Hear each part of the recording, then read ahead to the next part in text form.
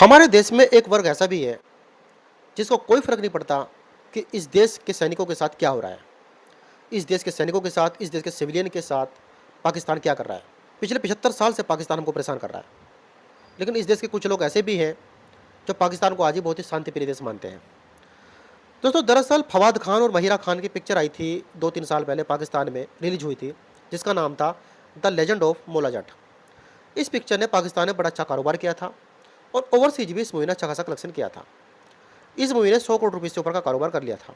काफ़ी hit movie ये पाकिस्तान की रही थी।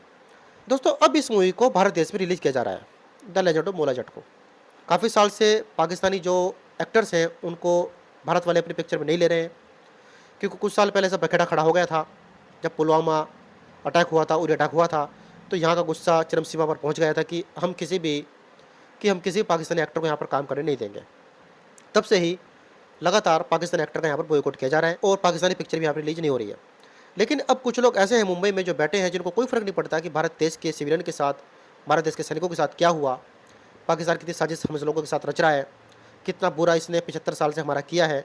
वो लोग इन सब बातों को भुलाकर द लेजेंड ऑफ मोला जट मूवी को यहाँ पर रिलीज करने की योजना बना रहे हैं। दोस्तों, राज ठाकरे ने खुली धमकी दे दी है। उन्होंने साफ साफ लफ्जों में कह दिया है कि अगर इस मूवी को यहाँ पर रिलीज किया गया, खासकर मुंबई में, खासकर महाराष्ट्र में, तो मुझसे बुरा कोई नहीं होगा। और जो व्यक्ति इस मूवी को रिलीज करने की योजना महाराष्ट्र में बना रहे हैं, उनका बहुत ही बुरा होगा। तो वो अपने रिस्क पर इस मूवी को रिलीज यहाँ पर करें। और राज्यों की गारंटी मैं नहीं ले सकता, लेकिन महाराष्ट्र की गारंटी मैं लेता हूँ कि मैं यहाँ पर इस मूवी को रिलीज करने नहीं दूंगा। दोस्तों, मेरे हिसाब से ये बड़ी अच्छी बात है, क्योंकि गोली चलाने वालों के साथ शांति वार्ता आप नहीं कर सकते। हमारे गृह मंत्री साहब अमित शाह जी ने बिल्कुल क्लियर कर दिया है कि जब तक पाकिस्तान टेररिज्म को नहीं छोड़ेगा, यहाँ पर आतंकवाद को फैलाना बंद नहीं करेगा, तब तक मुझसे कोई बात नहीं करेंगे, तब तक कश्मीर में कोई बात नहीं होगी। और ये बात उनकी बिल्कुल सच है, क्योंकि दोस्तों, लोगों का बड़ा दिल दुखता है, लोगों की भावनाएं, लोगों के सेंटिमेंट्स को बड़ी ठेस पहुँचती है।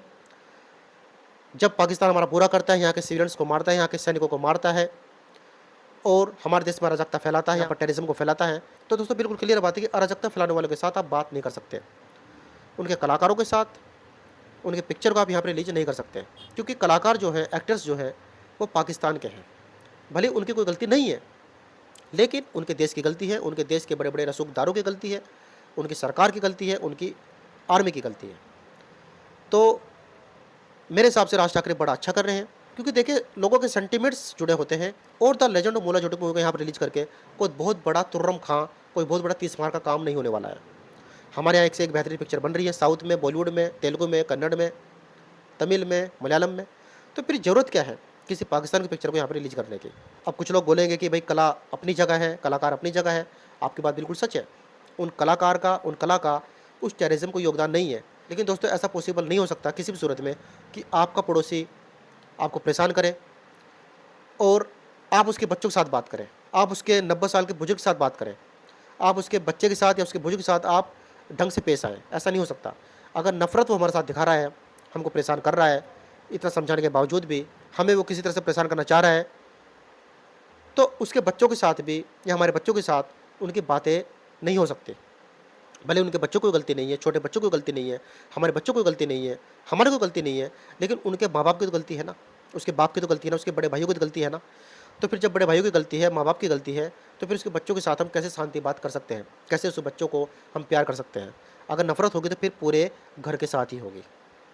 दोस्तों, सेम बात बिल्कुल यहाँ पर अप्लाई होती है कि अगर पाकिस्तान टेररिज्म को नहीं छोड़ता है, तो फिर हम कैसे उसके कलाकारों के साथ, उसके क्रिकेटर्स के साथ, उसके राइटर्स के साथ बात कर सकते हैं। पहले वो सब कुछ बंद करें, उसके बाद हम लोग भी अपनी तरफ से बड़ा दिल दिखाएँगे और फिर वो यहाँ पर आकर काम कर सकते हैं और सब कुछ कर सकते हैं। अब आईपीएल में पिछले 10 साल से कोई भी पाकिस्तानी क्रिकेटर नहीं खेल रहा है, तो क्या आईपीएल बंद हो गया? आईपीएल तो आज भी बहुत ही बुलंदियों की सीढ़ी पर चढ़ता जा रहा है, बहुत फेमस होता जा रहा है। पूरे वर्ल्ड में आजकल आईपीएल को देखा जा रहा है। क्या पाकिस्तानी क्रिकेटर्स को ना खिलाने से आईपीएल पे कुछ फ़र्क पड़ा? ठीक वैसे ही अगर आप पाकिस्तानी पिक्चर को यहाँ पर रिलीज़ नहीं कर रहे हैं, पाकिस्तानी एक्टर्स को यहाँ पर अपनी पिक्चर में नहीं ले रहे हैं, तो इससे भारत की जीडीपी पर कोई फ़र्क पड़ने वाला नहीं है। तो फिर काहे को उनको काम देते हो और काहे को उनके पिक्चर को यहाँ पर रिलीज़ करते हो?